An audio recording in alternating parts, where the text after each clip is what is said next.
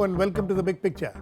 The two-day visit of Afghanistan President Ashraf Ghani, which ended today, has been watched closely not only in India and Afghanistan, but also in some other parts of the world. During this visit, the two countries have signed some significant treaties, including an extradition treaty, which had been hanging for some time, apart from India announcing a grant of $1 billion for Afghanistan. The relations, which has gone through some rough times in the recent past, is now seem to be getting back on tracks. So we will discuss today what the visit of Afghan president means and what is its outcome and how it will impact the region and the ties itself. To discuss this, I have with me Rakesh Sood, former ambassador, Dr. Shanthle, Marriet D'Souza, president and founder Mantraya, will be with us, Siddharth Varadarajan, founding editor of the Wire.in, and on the phone line from Mumbai is Rana Banerji, former special secretary, cabinet secretariat, and from Kabul is Syed Anwar, correspondent of the BBC. Welcome to all of you. Mr. Sood, these treaties, how important are they, especially this extradition treaty? Well, the treaties are important because the extradition treaty has been pending for some time.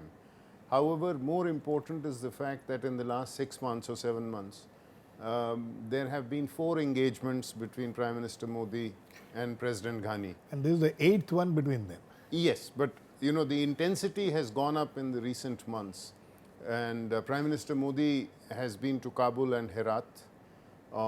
Those were 2 visits, and then they've had meetings in Tashkent, they've had meetings in Tehran, and now this is another visit. So I think it is the intensification of the exchanges which is significant, and therein lies the value that I think certain balance. Why this intensification? Why this sudden intensification? The reason is simple, because there is going to be a change of regime in Washington, and in 2014, when this national unity government was put together, it was seen as an effort by the Obama administration and by Secretary Kerry. And by the end of the year, we will see a change there. In January, the new administration will take over in Washington. And to that extent, it is quite clear that President Ashraf Ghani's overtures to Pakistan during his early period, early year and a half, have not yielded results, and the Americans have not been able to put adequate persuasion on Pakistan to get them to cooperate with President Ashraf Ghani. So he is once again, in a sense, looking at other options within the region. Okay, that's interesting. Syed Anwar, is this the way it is looked at in Afghanistan also? That the Afghan president's initial overtures towards Pakistan has not gained results, so he is now looking at India. And what is it that he is looking at? Yes, in Afghanistan, when you see Afghans in social media and local media, they are talking on President Ghani visit to India. Some are in view that after 1.5 years, finally, the Afghan government, especially President Ghani, reached to a conclusion that the relations between Kabul and Islamabad was not good. So it is the result was not, or the outcome was not good. So now the President Ghani is going to have to establish good relations with India.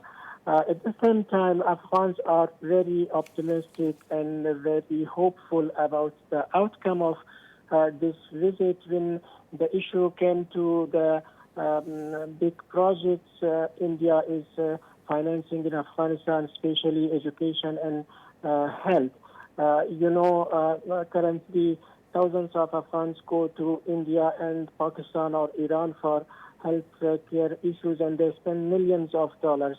People here in Afghanistan are in view that if in this new aid India establish or build a big hospital and support health sector, it will be something that Afghans will keep in mind for years and years. So in this case, hopes among Afghans are very high, and they are optimistic that this outcome of this visit in the future, in the long future, will be very useful for Afghanistan. Okay. Shanthle, are you there? Shanthle, can you hear me? Okay. Siddharth, you think that the India-Afghanistan relationship is always looked through the prism of, or Afghanistan looks at India through the prism of Pakistan, whatever is there, it depends on what their relationship is for relationship with India to, either improve or go back. Well, if they are doing that, and I think there is a certain element of that, it's essentially because Pakistan is looking at Afghanistan as zero-sum territory. If you were to make a cold, objective analysis, there is no reason why Pakistan and India's interests in Afghanistan would clash. Both countries, on paper, say that they want an independent, secure, stable, sovereign Afghanistan that is at peace with its neighbors, and that can serve as a destination for exports, can serve as a point of origin for imports, and can serve as a transit point for South Asian trade with Central Asia. These are interests that India and Pakistan share. However, as we know from the history of the last 20 years, Pakistan has looked at Afghanistan as an arena of strategic competition with India, and for that reason has prevented a normalization of relations between New Delhi and Kabul. Afghanistan is caught in a difficult situation because it is, in a way, landlocked by Iran on the one side, Afghanistan on the other, and of course Tajikistan, Uzbekistan on the north. But Pakistan is the primary entry point for most of its trade, and it had hoped that both from the security point of view and from the normalization of economic commerce point of view, Pakistan would cooperate. But Ashraf Ghani's hopes in the early months of his regime, as Ambassador Sood pointed out, have been dashed. And I think now increasingly the Afghan side, both when it comes to security and when it comes to economic cooperation, feel the need to reach out and develop a relationship with India, and India has every reason to want to reciprocate. Okay, Mr. Banerji, are there? Yes. Okay, Mr. Banerji. So, but can Afghanistan antagonize Pakistan too much and then depend on India or other countries? How important is it for Afghanistan to have normal relations with Pakistan, and why is it finding it difficult to normalize the relations? It is very important because Pakistan is the outlet for normal trade and transit for Afghan goods and also importing of essential items. There is also a very large Pashtun population spanning the the Durand line on either side. But in spite of themselves, the problems between the two countries have passed through very difficult travails. The latest being about the border management. Pakistan is building certain gates at Torkham, Anguratta, Chaman. Now this is seen as a a sugar-coated pill to perpetuate the Durand line acceptance, which Afghans will not agree to. So this is causing a lot of problems. When Afghan President Ashraf Ghani reached out to Rawalpindi, we in India are prepared to wait it out. And now it seems that the Afghans have become quite disillusioned with any expectation of reciprocity in good behavior. So they are coming back to the old, deeper relationship between India and Afghanistan, which has been, civilizational. It has had a deep, long-standing ties, and based on, more important than anything else, a humane, peaceful, tolerant, and ethical idea of Islam. Okay, Mr. Sood, we are told that during this 2 days visit, a lot of focus was on terrorism, how to deal with it, and how is it that India and Afghanistan can come together on dealing with terrorism without Pakistan being part of it? Well, I think both Afghanistan and India, both Prime Minister Modi and President Ashraf Ghani, in their private conversation, were quite clear that the source of terrorism is and that has Pakistan. been made clear in their So in that statements. sense, the kind of cooperation that we are looking at is the cooperation between the two intelligence agencies. It used to exist earlier, and I think to an extent it had perhaps come down because in the early days, as has already been pointed out, President Ashraf Ghani felt that he should try to open a new chapter with Pakistan. He tried his best to reach out. He engaged with the army directly. You remember he went on one of his visits, he went to general headquarters to have a meeting with the army chief, which is contrary to any kind of protocol, but it was a kind of gesture that he was making. But nonetheless, what has happened is that both in 2015, when he expected that when the fighting season would begin, that the Pakistan army would be able to hold back the Taliban. That didn't happen. And again in 2016, when the fighting season opened, in April there was a massive attack outside the gates of the Ministry of Defense, and there has been absolutely no let up in terms of the casualties. And these casualties, the numbers of casualties continue to rise. So essentially what we are looking at is cooperation with a view to ending the terror that is sourced out of Pakistan, for which both India and Afghanistan are victims. Mr. Banerji, you know, this aspect of the relationship where India and Afghanistan tries to bring down, you know, as what Afghanistan is facing as far as terror is concerned, and there is more or less on both sides they agree that the terror is coming from within Pakistan, the Taliban, and they think that Pakistan has control over this Taliban. Does Pakistan really have control over this Taliban? They do, though they claim four-country process of reconciliation that beyond the point they have not been able to persuade the Taliban to abjure their, spring offensive or fighting against the Afghan national forces. But in practice, if they really wanted to stop this support from across the border, they could have done so.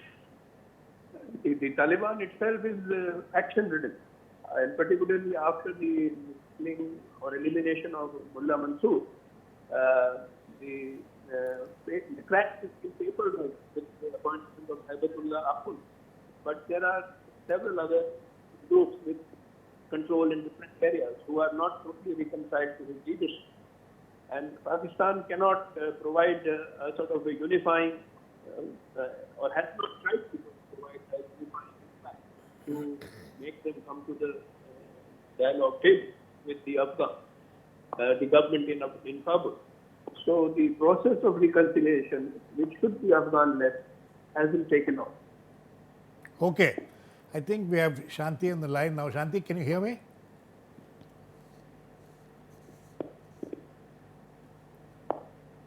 Shanthe? Okay. Siddharth? How fragile is the situation within Afghanistan, and how much can the Afghan president do? There seems to be a lot of problems within which he is facing, and how much of that problem will affect the other process, the process which India is expecting to have with Afghanistan? Well, one of the outcomes of President Ghani's visit has been the announcement of a fresh amount of $1 billion of economic assistance. Now, obviously, that presupposes the existence in Afghanistan of a certain amount of security and stability that would allow projects of this kind to be executed. And clearly, this is an area where a big question mark exists, right? The security aspect we have seen from some of the spectacular attacks launched by the Taliban, and even reports of ISIS operating, as for example in the attack on the Hazaras in Kabul. So it's clear that the writ of the Afghan state is not what it ought to be, to put it mildly. And were the external forces, the US, etc., to draw down in the way that Obama had originally planned, it's quite possible that the situation would be even more parlous. And clearly Pakistan and Pakistan-based elements are waiting in the wings to take advantage of this. So that's one big question mark. And secondly, Ambassador Sood mentioned the agreement between Ashraf Ghani and Abdullah, which was brokered by the United States. And on the one hand, the Obama administration is leaving. On the other, the agreement itself is coming under some strain in Kabul. So I think from every perspective, we are entering a difficult period. And I think it's important for India and Afghanistan to at least highlight jointly. And I think a lot of the signaling from this visit has to do with the fact that we are putting up a united front and telling the world that India and Afghanistan face a common threat, and that this is not a threat which the world can afford to ignore, much as Pakistan denies involvement or says that it can't do anything to put a stop to trans-border attacks in India and in Afghanistan. The fact is that you have terrorist groups in Pakistan that are doing this, and the Pakistani state is doing nothing to stop them.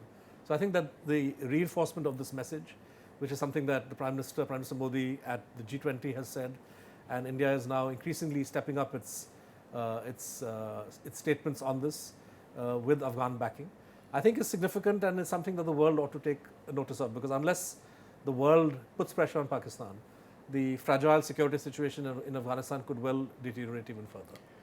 Syed Anwar, what is your impression of what is happening in Afghanistan? How fragile is the situation there for President Ghani to carry forward some of the things which he has in his mind? Well, the security situation is not good. Still fightings are going on in several provinces.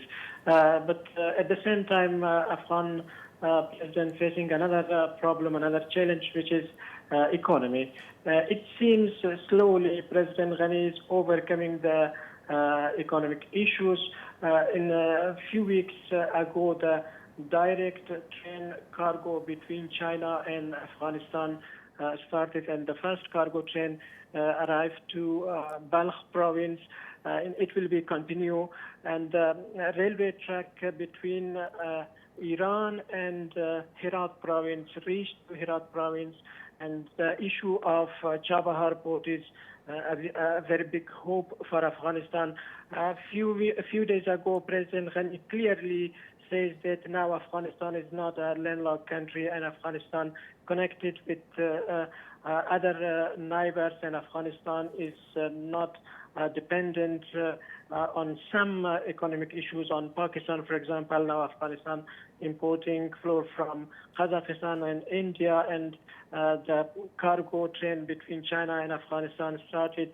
So it seems President Ghani slowly overcoming on economic issue, but security is still a big challenge. That's why Afghans are hoping that Afghan government should still or need Indian military help to overcome security challenges.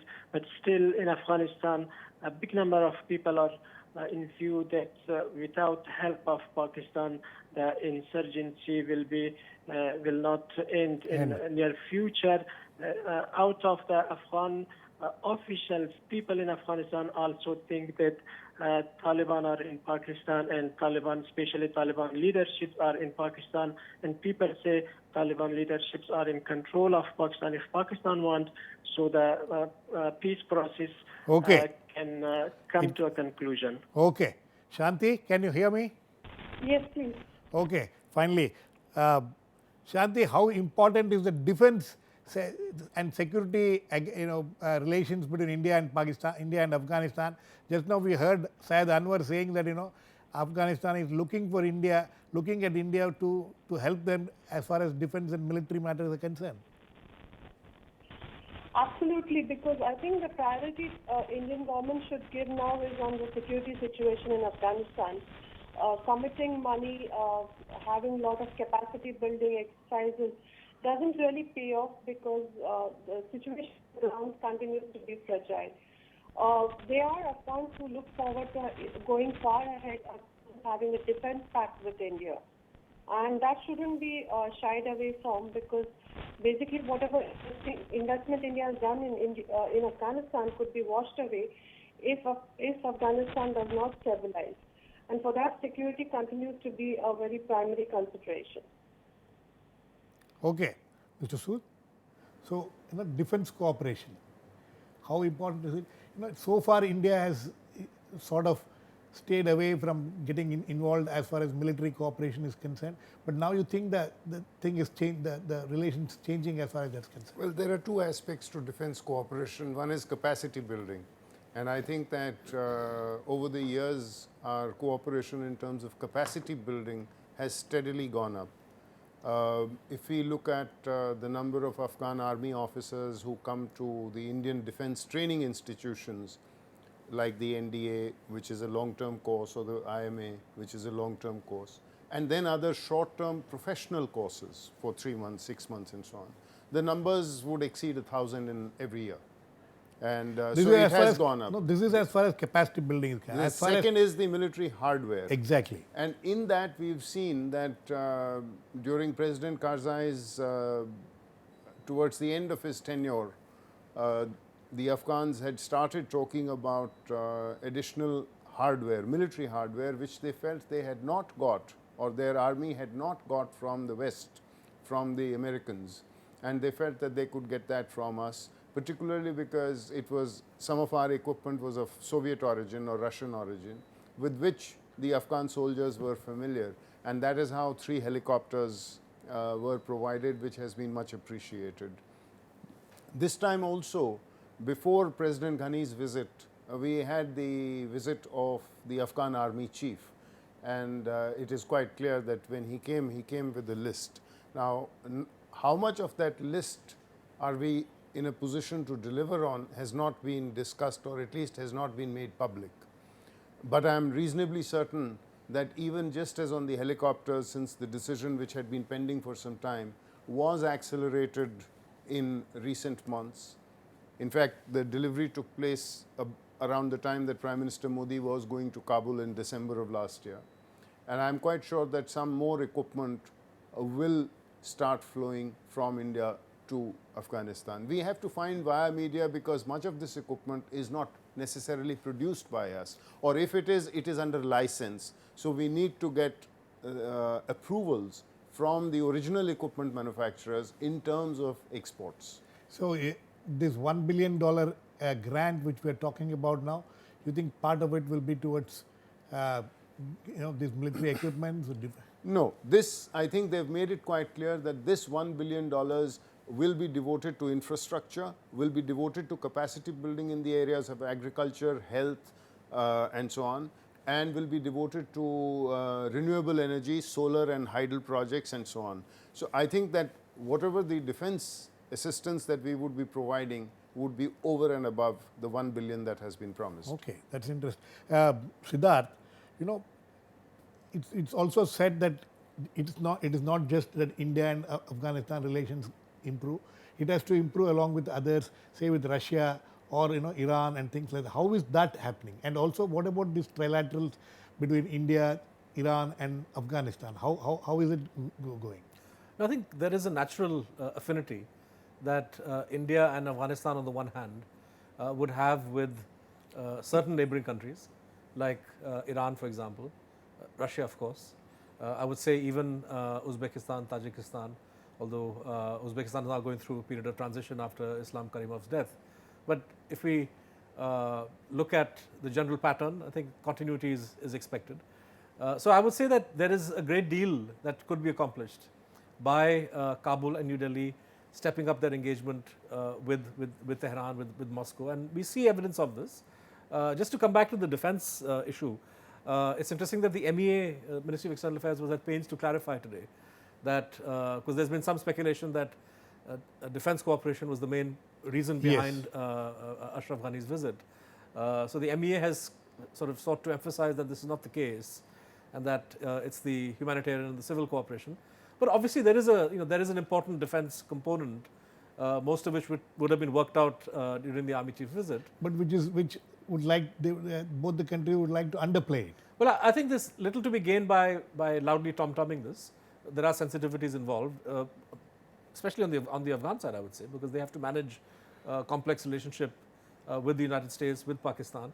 But I would say that insofar as certain kinds of capabilities, airlift, for example, in all the years of military cooperation and training that the Afghan National Security Forces received from the West or NATO, the West never paid attention to airlift capacity. So even things like helicopters or rudimentary air force doesn't exist. And if the Afghans have to manage deployments in a scenario where you don't have US forces in the country, it's clear that they need that kind of capacity. So I think that it's logical that they would turn to countries that could help them in this regard. And that is that, so those countries, Shanti, so is it only India, is Afghanistan looking at other countries also, and how is it, and what about US? You know, what is it that the US will be doing in the coming months, which Afghanistan will be looking for? I think Afghanistan will need continued assistance from US, particularly in the security sector, because they're still not capable of doing their own territory. Given that they don't have much air, they can consider it. And I think because of this, they will continue to depend on the US. The important question is on the nature of assistance the US gives, and the fact that though the troops are stationed there, will this help the Afghans be able to deal with matters themselves? And that's a question which largely remains unanswered. Given that we looked at the entire decade of international intervention, the training itself has not been sufficient. And they have been trained in terms of the conventional warfare and not to fight an insurgency. And thereby they're taking a huge number of steps. So if you look at the attrition rate last year, it's been very high. And the fact that the Taliban is making advances in southern provinces, especially in Kashmir, is worrisome. So I think US will have to consider the fact that if it stays in Afghanistan, what kind of assistance would it give it to the security sector, which is very important. Just stationing troops and staying in bases will not help. Afghanistan will need help with the air power, and I think that's where US needs to focus on. Secondly, it also needs to look at the training component, which has not been adequate to deal with the realities on the ground. Okay, Mr. Sood, you know, it's very interesting. Yesterday when the Afghan president was speaking at ITSA, he mentioned quite a bit about Balochistan. Yes. And what is India, you know, is there some kind of a cooperation as far as this is concerned between India and Afghanistan? Well, even if there is this kind of cooperation, it would remain at a covert level.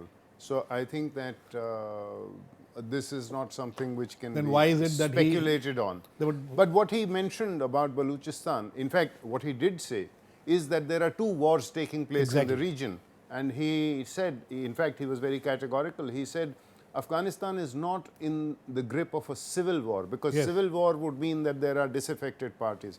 He said very clearly that Afghanistan is not in the grip of a civil war, which meant that he was implying that war was coming from outside. Right. And he said there are at least 9 internationally designated terrorist groups which have sanctuaries outside Afghanistan, which are actually at war with the Afghan government and the Afghan security forces.